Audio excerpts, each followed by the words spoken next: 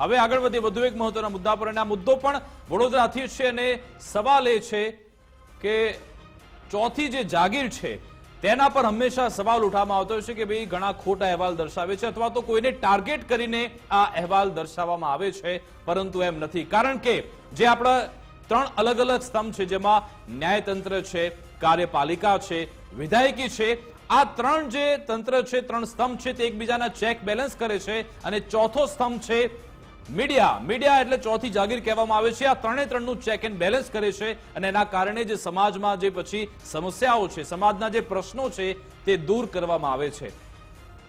બીજી બાજુ હવે વાત કરીશું વડોદરાની, કે જ્યાં માંજલપુરમાં ધારાસભ્ય યોગેશ પટેલની વિચિત્ર વાત સામે આવી છે.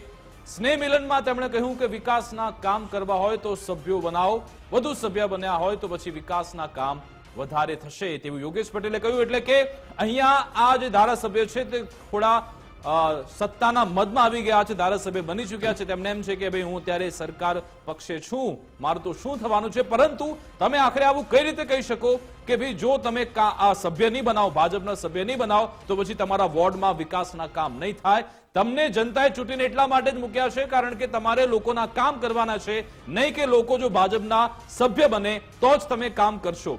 વધુ કામ કરાવવા હોય તો વધુ સભ્ય બનાવવા પડશે, તેમણે કહ્યું. સાથે સાથે જે મહિલાઓના પ્રતિનિધિત્વની વાત થાય છે, 50% જેટલી જે આપણે સ્પેસ છે મહિલાઓને આપવી જોઈએ, તેમનું પ્રતિનિધિત્વ થવું જોઈએ, એ વાતનો છેડો પણ તે છેદ પણ યોગેશ પટેલ આજે ઉડાવતા જોવા મળ્યા હતા.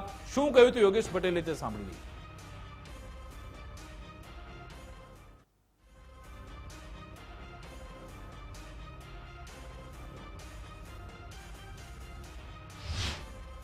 એટલે જો તમારે વોર્ડમાં વધારે કામગીરી કરાવી હોય 2024-25માં તો હજુ 2 દિવસ છે.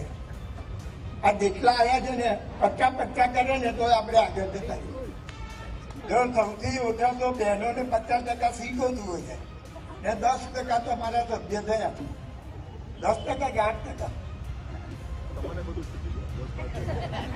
બહેનોએ જે કર્યા છે એ 10%થી વધારે નથી કરતા અને સીટો જુએ છે 50%. આ તો કઈ ગમ્યું તો એ પણ નહીં સમજશે. મને લાગે છે આ હિસાબે સરકારે ઘટાડી દેવી જોઈએ, સીટો ઘટાડવી. તમે સરકારમાં છો એટલે મારે રજૂઆત કરવી પડશે. જો બહેનો સભ્ય ના કરે અને ખાલી ઇલેક્શન માટે 50% સીટો લઈ જાય એ વ્યાજબી બી નથી. એટલે બહેનો મંડી પડે. એટલે વડોદરાના જે માંજલપુરના ધારાસભ્ય છે યોગેશ પટેલ, ભલે એમના ભાજપના સ્નેહ મિલનમાં વાત કરી રહ્યા હતા, પણ એમને ખબર છે ત્યાં મીડિયા હાજર હતું અને એમની જે આ વાત છે એને કેપ્ચર કરવામાં આવી રહી છે, એટલે એ પ્રસારિત કરવામાં આવશે.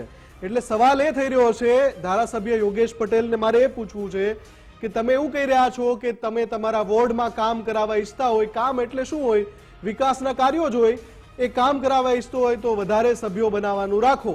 એટલે મને સવાલ એ થઈ રહ્યો છે કે જનતાએ જ્યાં એ જે વોર્ડમાં રહે છે જનતાએ શું પોતાના જે પ્રાથમિક સુવિધા છે, જે એમનો પહેલો અધિકાર છે, એ મેળવવા માટે તમારા સભ્ય બનવાનું છે, આવો નિયમ છે? તમે આવું કહેવા માંગો છો? ભલે તમે તમારા જે કાર્યકરો છે એને સંબોધીને કહેતા હો, પણ આની પહેલા પણ વડોદરાના જે શહેર ભાજપના પ્રમુખ છે એમણે પણ એક એવું વિવાદાસ્પદ નિવેદન આપ્યું. લોકસભા ચૂંટણી વખતે એમણે કીધું હતું કે ભાઈ હું આ રાવપુરા વિસ્તારની વાત કરી રહ્યો છું અને આ વિસ્તારમાં ઘણા બધા આપણને સિંગલ ડિજિટમાં પણ મત નથી મળતા, અને જો તમે મત ના આપતા હોય તો પછી હું તમારું કામ નહીં કરું ને તમારું કામ નહીં થાય.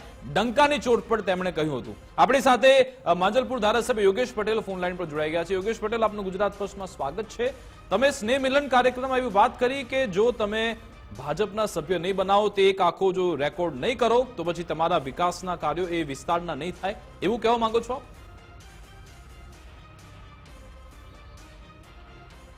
તો યોગેશ પટેલે અત્યારે પીસીઆર ટીમ અમને કમાન્ડ આપી રહી છે કે યોગેશ પટેલે ફોન કાપી નાખ્યો. ગુજરાત ફર્સ્ટનો સવાલ ફરીવાર એમને એકવાર કનેક્ટ કરો અને એમની જે રિંગ જાય છે એ પણ ઓનર કરો.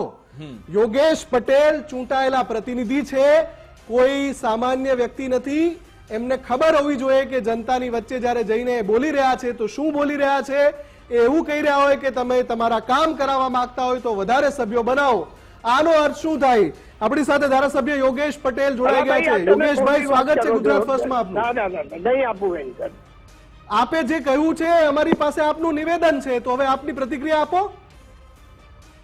ફરી એકવાર કાપી નાખ્યો ફોન. એટલે કે પહેલા તો તેમણે શેખી મારી લીધી, બધી વાતચીત કરી લીધી કે ભાઈ તમે ભાજપના સભ્યો નહીં બનાવો તો પછી તમારા વિસ્તારના કામ નહીં થાય. અને ત્યાં સુધી આપણે મહિલા સશક્તિકરણની વાતો કરીએ છીએ, પ્રધાનમંત્રી મોદી પોતે વાતો કરે છે અને પછી એમ કહે છે કે તમારું પ્રતિનિધિત્વ અમે ઘટાડી દઈશું, તમે રજૂઆત કરી. યોગેશ પટેલનો અવાજ આપણે સંભળાવ્યો હમણાં. એમણે કહ્યું કે ના ના હું નહીં આપું, નહીં બોલું. એ અમારી પીસીઆર ટીમને ના પાડી રહ્યા હતા જવાબ આપવા માટે. તમે જવાબ આપવા માટે અમને બંધાયેલા નથી, અમે ના નથી પાડતા, પણ તમે જાહેર મંચ પર આવીને બોલો છો, જનતાના ચૂંટાયેલા પ્રતિનિધિ છો, તો તમારી પણ ફરજ છે કે તમે શું બોલો છો એનું ધ્યાન રાખો. તમે એમ કહો છો કે તમારા વોર્ડમાં વધારે કામ કરાવવા હોય તો વધારે સભ્યો બનાવવા પડશે. ક્યાં લખ્યું છે આવું? કયા નિયમ, કયા કાયદા આધારે તમે કહો છો ભાઈ? ક્યાં લખ્યું છે આવું? મુફદ્દલ, એક એરિયા મેનેજર પોતાની જે સેલ્સની ટીમને ટાર્ગેટ આપે છે ને કે તમે આટલું ટાર્ગેટ એચીવ કરશો તો તમને ઇન્સેન્ટિવ વધારે મળશે, તમને વધારે ફાયદા મળશે. એટલે એક એરિયા મેનેજર તરીકે તે આ રીતે વાતચીત કરી રહ્યા છે, પરંતુ તમે જનતાના ચૂંટાયેલા પ્રતિનિધિ છો, કોઈ સેલ્સ મેનેજર, કોઈ એરિયા મેનેજર નથી. તમારે એ મનમાં રાખવું પડશે કે લોકોએ તમને વિકાસ કાર્યો કરવા માટે ત્યાં ચૂંટીને મોકલ્યા છે અને પછી તમારે ત્યાં કોઈ પણ પ્રકારના ભેદભાવ રાખવાના નથી, કારણ કે તમે બધા એક બંધારણના આધારે તમે ચૂંટાઈને આવ્યા છો અને બંધારણના આધારે તમારે કામ કરવાનું છે કે ન માત્ર એક રાજકીય પક્ષના આધારે તમે કામ કરશો. અને આ બંને જે શહેર પ્રમુખ છે અને હવે આ ધારાસભ્ય બંને આ રીતે એક બાદ એક આવી વાતો કરી ચૂક્યા છે. જનતાએ જોવાનું રહેશે કે તમારા જે સત્તાધીશો છે ને તમારા વિશે શું વિચારે છે.